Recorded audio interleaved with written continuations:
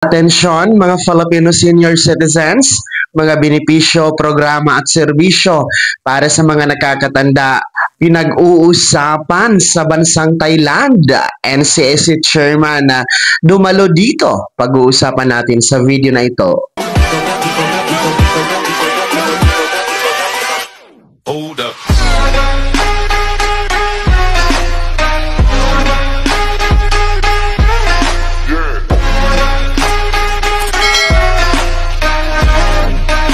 Hello mga ka-vlogs, welcome dito sa aking YouTube channel. Magandang araw po sa lahat ng mga manonood. Saan po kayong dako sa mundo? Kumusta mga ka-vlogs? Eto, makinig mga lolo at lola dahil ang mga serbisyo, benepisyo at programa ng ating mga nakakatanda ay pinag-uusapan po sa bansang Thailand. Pag-uusapan natin at pakikinggan ang NCSC Chairman na si Dr. Mary Jean Loreche na siyang personal na dumalo sa nasabing pagtitipon. Mamaya-maya po yan. Pero kung bago ka pa lang dito sa aking YouTube channel o di kaya hindi ka pa nakasubscribe, abay click niyo muna ang ating subscribe button na nasa baba. Huwag kalimutan na pindutin ang notification bell, ilagay sa all para updated ka sa lahat ng mga videos na i-upload ko.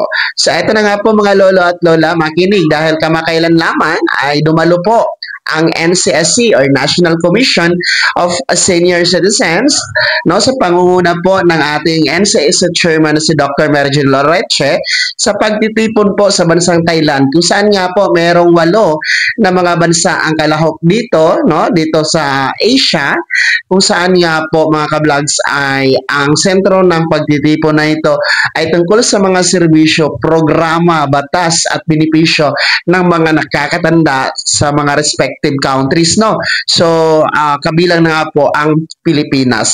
So, narito po, pakinggan natin si Dr. Mary Jean Loreche. Magandang umaga Pilipinas. Tayo po ay naririto ngayon sa Bangkok, Thailand. Millennium Hilton Hotel for the activity para sa ating AKAI or tinatawag nating ASEAN Center for Active Aging and Innovation. This is participated by 11 member states of the ASEAN at kasama po ang Pilipinas. Sa umagang ito ay magsisimula ang kanilang activities kung saan tayo ay isang participant.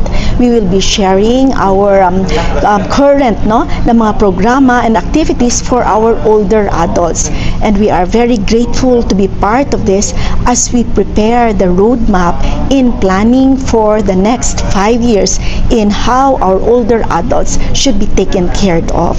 So sa umagang ito po, subaybayan natin kung ano kaya ang mga programang meron dito. So ayun po inyong napakinggan si Dr. Loreche at ayon sa kanya ay isa ang Pilipinas sa dumalo sa naturang pagtitipon at siya mismo ang personal na dumalo dito mga vlogs para talakayin at i-present din po kung ano yung mga batas, programa, serbisyo at mga benepisyo na meron po ang mga Filipino senior citizens, and then at the same time atin din pong malalaman o mapapakinggan ang mga benepisyo din po ng mga senior citizens sa iba pang mga Asian countries na kalahok din po sa naturang pagtitipon. Nang sa ganun po ay ito po ay exchange of ideas, exchange of yung mga magagandang serbisyo at benepisyo na para sa mga nakakatanda sa iba't ibang lahi, iba't ibang bansa mga ka-vlog. So,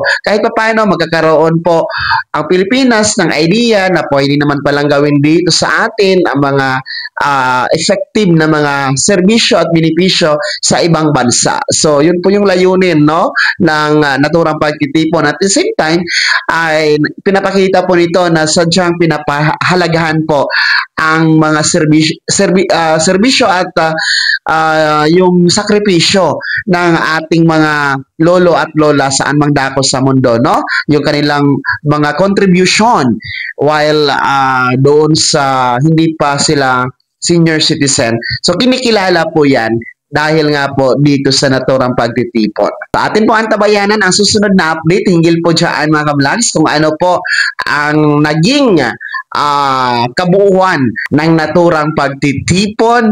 So, stay updated po dito sa ating YouTube channel. Kaya naman, mga senior citizens, ano po yung comment at reaction sa balitang ito? Ibahagi niyo po sa comment section na nasa baba.